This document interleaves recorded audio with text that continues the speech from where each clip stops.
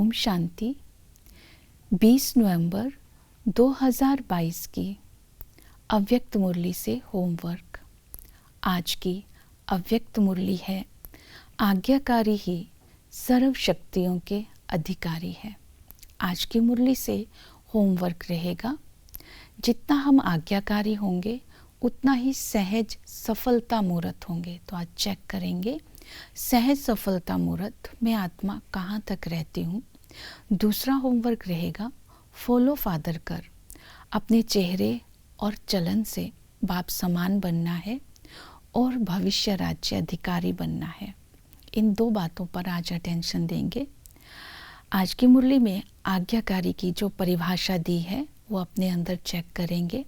आज्ञाकारी की परिभाषा है, हर कदम हर समय श्रीमत परमाण जी हजूर प्रैक्टिकल करते हैं और उनके आगे हर शक्ति जी हजूर करती है।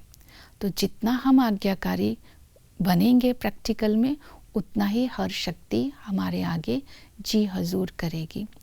तो जो आज्ञाकारी हैं वही सहज सफलता मूर्त बनते हैं। तो इस समय संगम युग पर सफलता मूर्त बनने की जो विधियां आज की मुरली में बताई, पहली विधि है सर्व शक्तियों से संपन्न बनना, क्योंकि संगम पर एक के द्वारा एक ही समय पर सर्व शक्तियां एक समान सबको मिली हैं। तो हम ब्राह्मण आत्माएं शस्त्रधारी भी हैं और मास्टर सर्वशक्तिमान भी हैं।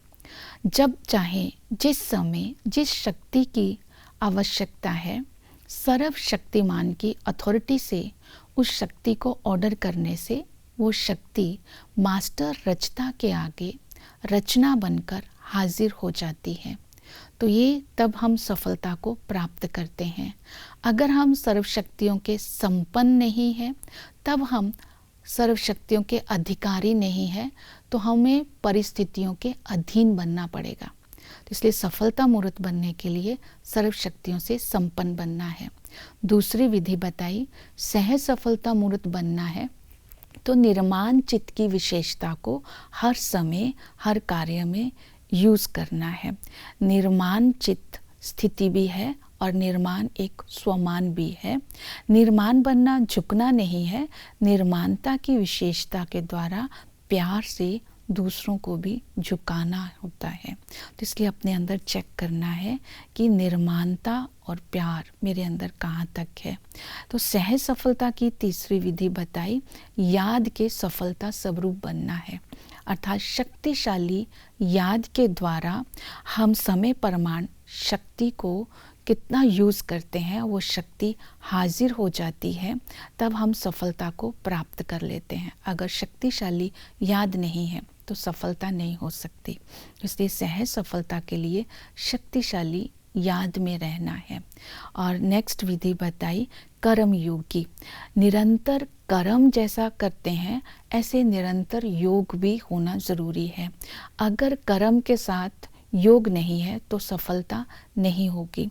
इसलिए बाबा ने आज की मुरली में कहा, जितना ज़रूरी कर्म करना है उतना ज़रूरी ही कर्म योगी बनना है।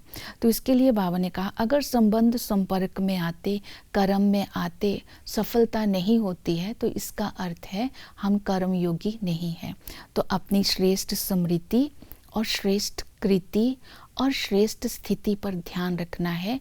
कर्म चाहे साधारण भी हो, चाहे झाड़ू लगाना हो, बर्तन साफ करना हो, कितना भी साधारण कर्म हो, हमारी स्थिति श्रेष्ठ कितनी है वो हमारे योग के आधार पर होगी। इसलिए कर्म योग का बैलेंस रखना है और हमें हर कर्म में सफलता प्राप्त करने के लिए ये स्वमान याद रखना है, मालिक सो बालिक। तो हम उस मालिक के बालक हैं। हमारा इस समय जो जिम्मेवारी है, सबको संदेश देना है और समय को संपन्न बनाने का इंतज़ाम करना है, अर्थात समय को परिवर्तन करना है। तो अपने अंदर चेक करना है कि सेवा हो रही है, पुरुषार्थ हो रहा है, आगे बढ़ रहे हैं, तो इसका मतलब है हम उस मालिक के बालिक हैं। अगर हम बीच में रुकते हैं, माया के वश होते हैं, तो मालिक की स्मृति नहीं है। फॉलो फादर बनना अर्थात बाप समान अपना चलन और चेहरा हो। तो इसीलिए निराकारी और आकारी स्थिति का बार बार अभ्यास करते रहेंगे, तब हम देह भान और अभिमान के सूक्ष्म विशेषताओं का, कलाओं का, इन सभी अहंकार से मुक्त होते जाएंगे।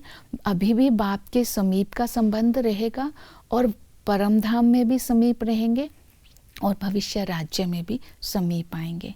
तो इस तरह आज सफलता मूर्त बनने का अभ्यास करेंगे। ओम शांति।